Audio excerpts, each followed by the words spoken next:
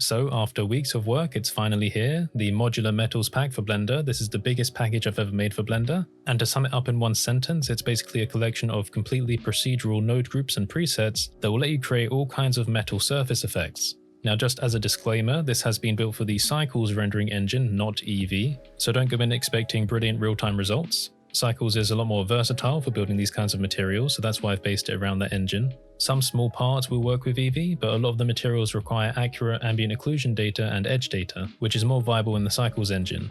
Anyway, let's get into it. So I have a web page here, which is curtisholt.online/modular-metals. This basically provides a breakdown of all of the features. So first of all, going down, we have age simulation. This is one of the headline things that caught most people's attention. So in this pack, you have the ability to simulate the age of metals, specifically copper and iron. These are the two that I've focused on. Now I will show you this in a minute, but you will literally have a slider where you can adjust the age of the material. So it's all automatic, all procedural, and it gives you amazing results. So for copper, obviously over time it corrodes and builds up this layer of copper carbonate over the surface. And of course for iron we have rust, so it starts off really clean, and then it starts muting and building up this lighter orange/light brown color, before finally settling on a darker brown color as oxidation continues and dirt accumulates. Now just to show you what these nodes would look like, there's a large variety of them for copper and for iron, but the quintessential base nodes for copper and iron I've labeled master. So you can see here, you have 5 very simple inputs: age, imperfection, roughness, min and max AO, which I will explain when I show you these in demonstrations. You also have 4 different outputs: color, roughness, normal, and the BSDF. So just for another side note, the materials in this pack have been built around the glossy BSDF shader instead of the principled BSDF shader. I think it personally looks a lot better for metals. So the reason it's called Modular Metals is that everything is built in a very modular way. So there's lots of simple nodes which you can use to get different kinds of surface effects. You can then combine them to build more complex materials.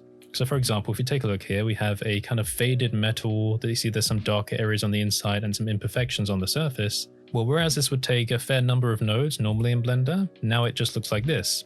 We have the faded metal, the color with our roughness values, the radius for the edge wearing, the fade strength of the color. We have a subtle imperfections node where we can define the scale, detail, and normal strength. And we combine these things together in the glossy BSDF and go to the material output. So just these few nodes creates this lovely effect. Now there is a fairly nice collection of different nodes to get these different kinds of effects. I would love to add more, so I will say now that if you buy this package, as I add more stuff over time, you will of course get free updates. As we scroll down the page here, you can see more examples. This is actually the complex iron shader that I've built, where we have all these kinds of edge effects going on. I will demonstrate this to you once we're done with this web page, but I love this result. This one's really caught other people's eyes as well. It's very, very easy to get a result this good with this package. Now just to clarify, the statue models are not included in the package, but you can download them for free from Sketchfab from their respective authors, which are No3D and Jeffrey Marshall. So carrying down on this page, I have a section which basically acts as a gallery for all of the presets in the package. So of course I've added simple presets for all kinds of basic metals. So we have the Archaeology series, which are called Archaeology Gold, Silver, and Bronze. So the idea behind this is that if you've dug something up from the ground, it's a bit dirty, you've cleaned it slightly, but it's not perfect, that's what you can get here. Then we have pewter, worked iron, battered silver, gold foil, brushed steel, different types of painted metals. And then here's where I can demonstrate to you the additive complexity of presets, where more complex ones will make use of multiple simpler ones to get better results. So first of all, here we have the very basic rust. So this is just rust, nothing else. So you have perfectly clear iron, and then it develops this oxidation layer as it gets kind of brighter and then darker again. That's all this node does. But as well as having this rust, I have the complex iron preset, which not only uses this rust, but also combines it with other imperfections and edge wearing. So if I go to the side now, you can see what this looks like. So it takes the base of rust, it discolors it, it adds ambient occlusion, it wears away the edges, it adds imperfections, it does all sorts of stuff. So we can look at this comparison again. Regular rust, you see it's very uniform with the pattern all across, and then complex rust. You can see where inner cavities are darkened, outer areas are worn away. So I love this effect. The same thing applies to copper as well. I have the very simple effect here where it corrodes over time, adds the copper carbonate. So from pure copper, just adding the carbonate, and the pattern is uniform across the entire object. And then again, we have the complex copper, which plays with the colors a bit, wears away the edges, again with the occlusion, more imperfections as well. So I'm very happy with the results of these. Now, if that wasn't confusing enough, I have two other presets, one called Iron Statue, one called Copper Statue. This is just because I know that there'll be some people out there that don't really want to think about all of these different layers of complexity and just wants to slap something onto a model and make it look nice. So that's what these are for. If you just want an Iron Statue, shove that on, you have the basic controls for roughness and the levels, and the same thing with Copper as well, and there'll be some scratches on there. Now at the top of this complexity tree, there is a shader that I'm calling the Mega Shader, because it basically combines everything. And the variety of results you can get with this are insane from my experimentation. What it does is it combines both the copper and the iron and all sorts of other imperfections and edge effects to get something that's kind of unrealistic, indescribable, stylistic, and just really cool to look at. So with this line model here, first of all, you can see there's a layer of the copper carbonate creeping in, but then it kind of rusts over the top, which is totally unrealistic, but it looks cool as hell. Along the edges here, we have the color that's been worn away, but another color has been substituted there as well, which is customizable. And also the roughness is different here.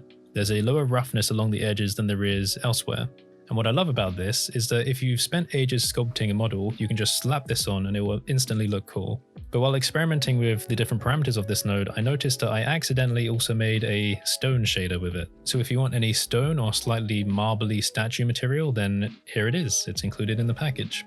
So then I thought, okay, let's try doing something more stylized with it. So if you go to the right here, I've made something more in my style with my color scheme. Nice blues and purples, and I thought, well, let's make it a bit more ornate by having the gold wearing away. So all of this is achieved with one material, building on layers of complexity from the materials that come beforehand. So we're coming down to the end of the page here. We've got some more presets. We have the Art Deco brass, quite self-explanatory really. And there's some more presets which are just variations because I think they look stylistically cool, evil and sci-fi. And then for anyone doing hard surface modeling, I've got some demonstrations of how to use the edge wear effects in a more subtle and tasteful way. So I have gunmetal, new. You can see here where the edges wear away. You have control over the variation as well, so the edge wear isn't consistent. There's some scratches, some paint flakes. You can control the normal and the color, of course. Then I have another preset, which is an older version, more scratches. Things are faded a bit more. The imperfections are a bit clearer to see. And another one which I'm calling industrial, which I imagine the surface of some kind of JCB would probably fit this. So at the bottom of the page here, of course, I have the credits for the image models. I definitely recommend you check these out on Sketchfab because they're lovely photo scans. And there's an amazing variety of them for you to have a look at. So please check these people out. But now let's get in and see how these actually work in Blender. If you buy the current version of the package, what you're going to see are two files available to you. The first one is this demonstration scene, and the second one is what I'm calling a library file, which has basically no 3D scene other than one simple object, and it just has all of the node groups, so it's a very lightweight file and it's easy to append things into your own content. But we're going to have a quick look at this demonstration file instead. If I go into the rendered mode here in the viewport, you'll see that I've included a pre-made lighting setup with a light catcher as the background. I've modeled this jug, which you can use for whatever you like, and it has the material applied to it called Modular Metals. If you look here, you'll also see that there's a text editor with some information on how all of this works. And I've also got some information on the right here, which gives you a little bit of a breakdown of how to manage the objects in this file to get nice results. So let me expand the node editor here. This is basically the entire collection of version 1. And as I work on more versions in the future, this will expand with new features. Who knows, I might even eventually have to break them up into multiple files. But zooming in here at the top, we can see we have the basic presets, which are variations of all the normal nodes. Notice that they're all folded up. So for example, if I take the gunmetal new, copy and paste, bring it out of here, unfold it, you think, well, where's all the parameters? Well, if you press Ctrl and H, they will show. So if you didn't know that already, that's a tip. You can press Ctrl H to hide parameters that aren't being used. And I folded them up this way just to save space, because you can imagine how crazy it would be if all of these were unfolded. So looking down here, we have what I'm calling smart nodes. These are nodes which take into consideration either ambient occlusion and or edge data. And I also have master metals. So this is if you're looking for the copper and iron, the quintessential versions as I'm calling them. Here at the bottom, you have master copper and iron, but then you also have the complex versions. I will show you how these work in a moment. Down here, we have what I'm calling the building nodes, which I consider to be the basic building blocks for different metal materials. We have rust, battered metal, corroded copper, brushed metal, work surface, foil, faded metal, painted metal, and some common colors for different metals. Over here we have imperfection node patterns and tools, so we have imperfections and scratches, which are available to use in any of your materials. And over here we have node tools, which is where I identified areas where I was repeating tasks while making different node groups, and I wanted to simplify this, so I made a collection of nodes to help me speed up my workflow. We're not going to go into the details of this because I'm going to show you how the materials work now, but we can talk about this another time. So what I've done here is I've moved over to another file where I have the Dirt Ackerbau model by No3D. You can see in the rendered mode here, I've got a nice lighting setup for the models ready to go, so we can apply our metals and see all the kinds of effects that we can give it. On the left here, I have the complete collection for Modular Metals, but I've also separated some of the nodes here to better explain the increasing layers of complexity. So taking a look here, I've laid out this group of nodes. At the top we have rust-related nodes, at the bottom we have copper-related nodes, and at the end here we have the Mega Shader, which is a very heavyweight, very capable shader, which is quite expensive to run, but does allow for an extreme variety of results. So I'm going to show you these one by one, and in doing so I hope it will help you to understand the modular aspect of Modular Metals. So if I take the rust, bring it over here, I'll use the glossy BSDF shader, and whenever using nodes like this, you'll see that there are the vector inputs. Because this is all being used procedurally, you should definitely provide some kind of vector here, because it will describe essentially how to wrap the material around the object. So if I plug in object, go into rendered view, then plug in the glossy color, roughness, and normal, we'll see the effects start to appear. Now let's take a close look here at rust. Notice the level is at 6.5, so this is what I would consider to be the age of the material. If I drag it all the way to 0, we have pure reflective iron. Now of course we have the roughness value here as well, so we can increase this to make it a bit more sensible. So as I drag this level along, you'll see something interesting happen. The iron starts muting out, and then it will start developing this kind of bright orange / light brown material over the surface. Now something interesting happens here because the color gets a lot stronger as the fresh layers of oxidized iron appear. As the material gets older, picks up more dirt and more imperfections develop. So in the end we have something like this. So from 0 we have perfectly clean iron, then it develops this kind of young rust color, and then it goes all the way dark and dirty. So that's all well and fine, that's just the rust effect. The next step along in complexity is what I'm calling smart rust. So if I take this and move it over, there are some differences with the node, but we're going to plug in the object again. This time we have the BSDF output, so we can just plug this straight into the material output and we don't need to worry. So smart rust acts pretty much the same way. We can increase the roughness, bring the age up, watch it develop over time. But here we also have control for the normal strength, so we can add these details here. But also we have the min and max AO. What this does is take into consideration the shape of the geometry, so you can see the cavities here are less affected by the rust. So if I set this all the way up to max here, and bring this all the way down, the min. So we have the minimum at 0, the maximum at 1, so it's going to affect absolutely everything in the mesh. But if I bring the minimum up, closer to the end, you see that it's only going to hit the high points. And if you flip these around, then it does the inverse. So it's a bit like controlling a color ramp. If you had, say, a black handle on the left, this would be your min. And if you had the white handle on the right, this would be your max. So bringing the minimum up is like moving the handle along the color ramp, essentially. But what this means is, if we take a look from the outside, you have control over where the rust is going to be placed, taking into consideration that cavity information. So of course, you should already be able to see how useful this will be for any models that haven't been UV mapped or textured whatsoever. In fact, it almost looks hand painted because you've taken into consideration the high and low areas of the geometry. But we can do better. See, smart rust is not the end. We also have master iron and complex iron to go to, because I didn't stop there. So let's move master iron over. Now the master nodes are different because they don't have vector inputs, because I've kind of hard plugged them in on the inside. I may change this in the future, but I just thought it would be viable for the time being. Now if we plug this in, go into the view, master iron is what, as I said before, I consider to be the quintessential iron. If you just want iron, you use this node. So I can turn the roughness down. We have imperfections here. I mean, it already looks great. There's a big variety of surface detail. We have the age control here on the side here. We have scale, and we can of course change the minimum and max AO for when the age develops. So as I scrub this along, we get the same effect happening. It still takes into consideration the surface imperfections. We can make it move along even further as the effect darkens out. I can increase the imperfections as well. So we have more variety in the dirt happening. And yes, we can put it all the way and end it there. So again, looking at this from the outside, regular iron, nice and shiny, kind of imperfect, growing, young rust. We can change the minimum and max AO, so I can restrict it to just high areas or to accumulate over the entire mesh, making it older. See, lots of very easy control. But of course, as we said, there's one layer of complexity on from this, which is complex iron. So it's a bit more computationally expensive. You can plug the object in here, BSDF down to the shader. But this is the one. If you want the ambient occlusion data considered, and if you want edge wearing as well, you use this node. As you can see here, it has the rust happening, it has the imperfections. We can also control the normal strength, but where there are edges, there is desaturation. But we assume that things have kind of worn away, and you can, of course, control the radius of this. So if I increase this edge wear radius value, the threshold has changed, so more of the object is going to be worn away. So let me zoom in here so we can see this a bit closer up. So if I decrease this, only the very top areas are going to be worn away. We can see this hair here. And of course I can change this edge desaturation value. So if we turn this all the way down, the color stays the same as the regular rust. If we turn it up, we get the desaturation occurring. So that's what makes complex iron unique. And the same with the complex copper actually. But it means again, if you just slap this onto an object, you get immediately amazing looking results. No effort required. But one side note to make here is that the scale of these procedural materials have been specifically designed for the scenes that I've been making them in. Now, of course, if you're adding these to your own scenes, the scale will be different. So you will likely have to adjust the scale value on these materials to suit your objects. Okay, moving on, let's take a quick look at the copper branch here.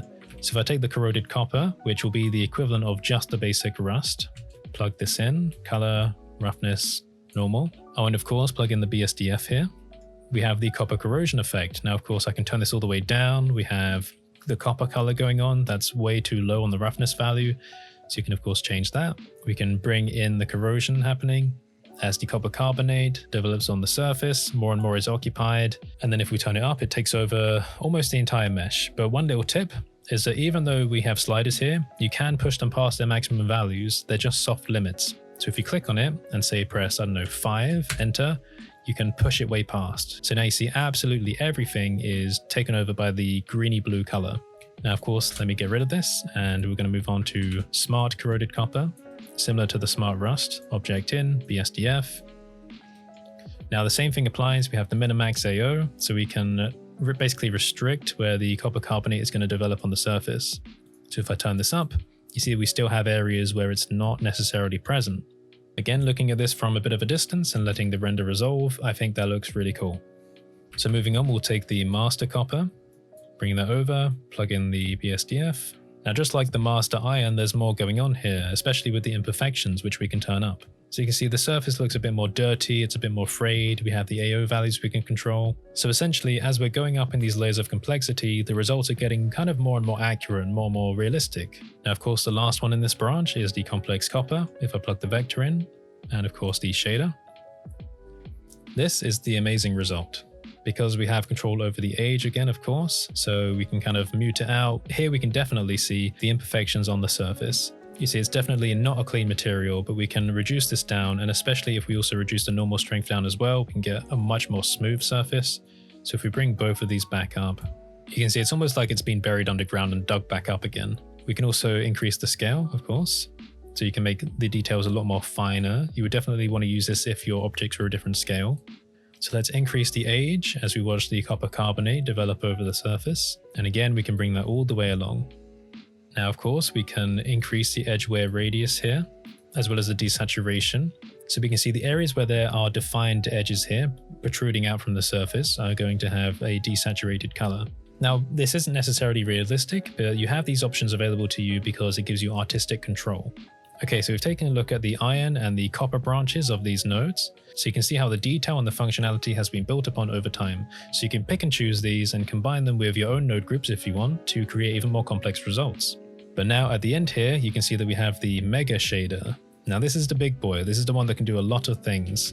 So I've plugged this in here and you can immediately see a result start to appear. I'm actually going to bring the edge discolor to something a bit more sensible.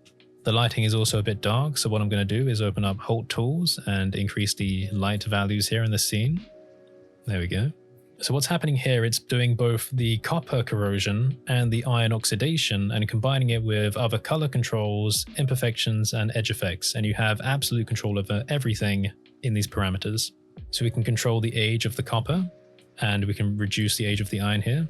So we have a basic surface, we can increase the roughness. So let's say we develop copper over the surface, so the carbonate starts to come in, and then we develop iron over the surface of this.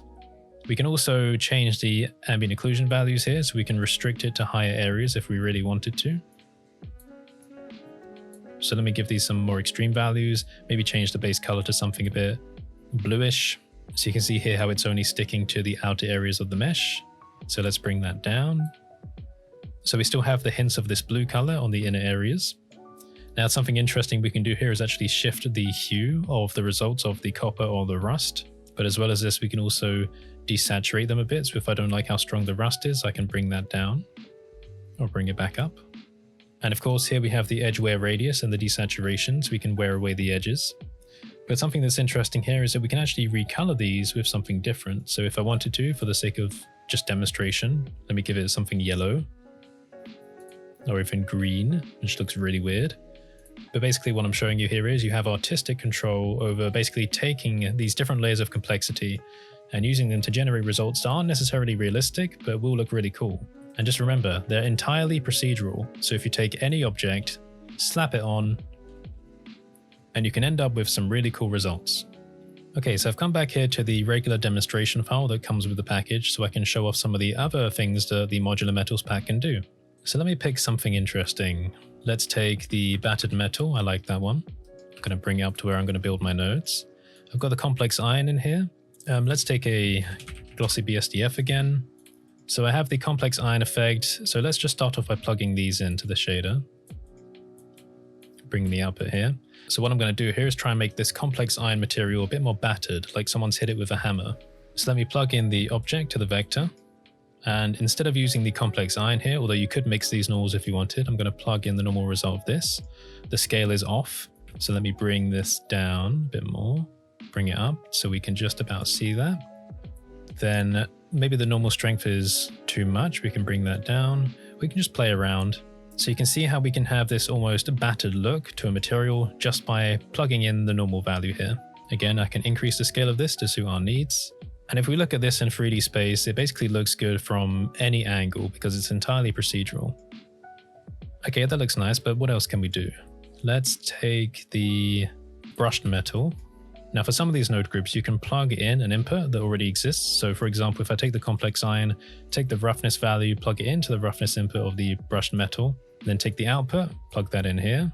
Now if we zoom in, we can see this brushed effect on the surface. We can increase the strength of this. Now as I said, you could mix the normal outputs of both of these, but I'm just going to swap it over to the brushed for this demonstration. We can increase the strength of this here as well. That's quite strong. Bring it back down, but I can also change the scale of this brushed effect as well, so we can stretch it out a bit.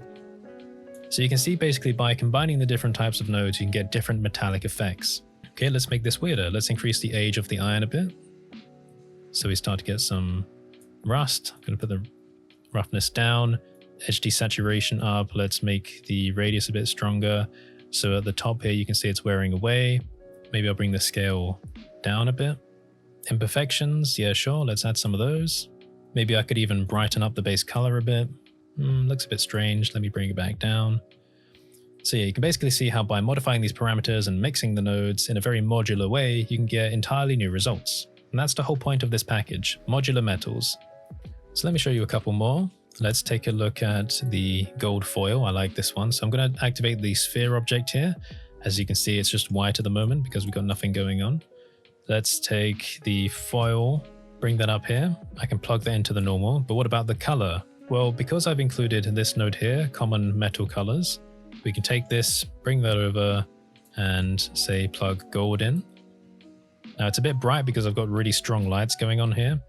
So let me go back to Holt tools, lighting mode multiplicative, turn this down to say 0.5. Let's reduce the lighting a bit, 1.2. All right. So we've got our gold going on here. I can bring the roughness all the way down. Okay, so I can increase the scale, but of course I can plug in the vector. So I put object in, that's going to mess with the scale a bit. And here we go. We can get a nice gold foil effect. We can increase the detail, and this basically increases the higher frequency details here. And we can also control the overall strength of the effect. So if you want to make it really strong on the normal, you can, or practically non-existent. So I think a good value is somewhere in between here. So that's an example of gold foil, and of course you can swap these colors out, so we can get copper, iron, brass, bronze if you really wanted. So mix and match the nodes however you please.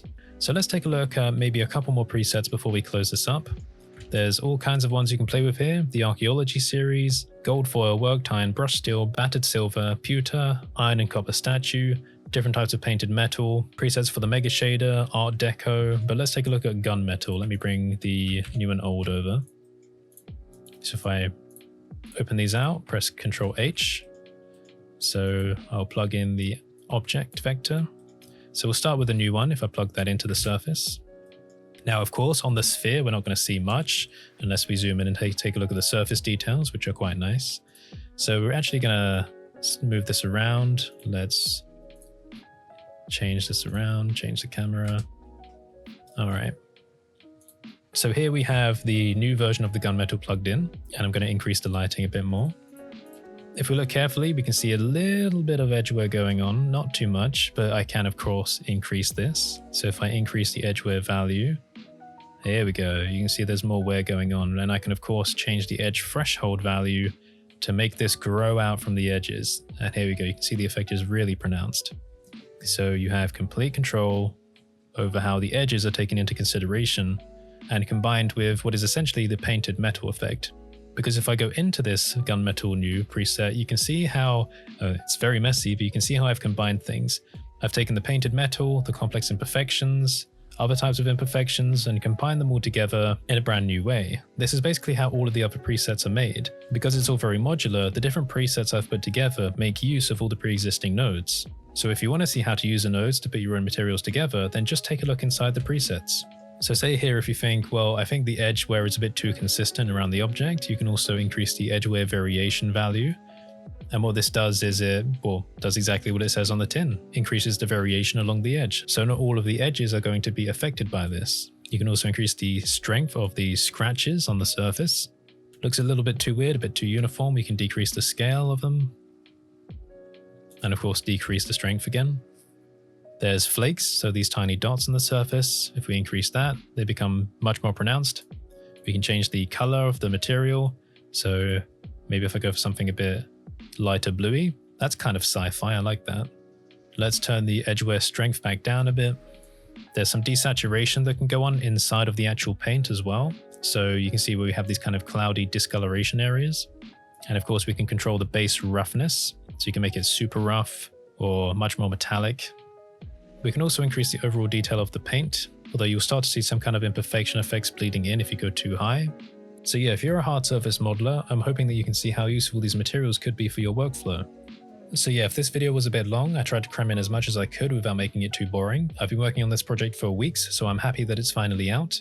It is a big project. I tried to give it a fair price, $60. It's the biggest package of Blender I've made so far, and I'm intending to keep improving it over time. So as I said, if you do buy into it, you will get all updates in the future absolutely for free. And if you do play around with it, feel free to let me know if there's anything you want me to add or change. But I will say, just like my other projects, I make things like this first and foremost for myself, because I think, what will I like to use in my work? So I know that I'm definitely going to enjoy using these. So I'll probably end up making changes to these as I start experimenting with them in my own artwork. As a side note, absolutely everyone who was signed up to the Patreon should have received a discount for this product, with higher discounts coming for higher tiers. So if you are signed up, make sure to check your emails, and if you haven't received it, then please get in contact with me. So thanks for watching everyone, I hope you found this interesting. If I don't put up another video beforehand, then Merry Christmas if you celebrate that. So stay safe, keep blending, and I'll see you next time.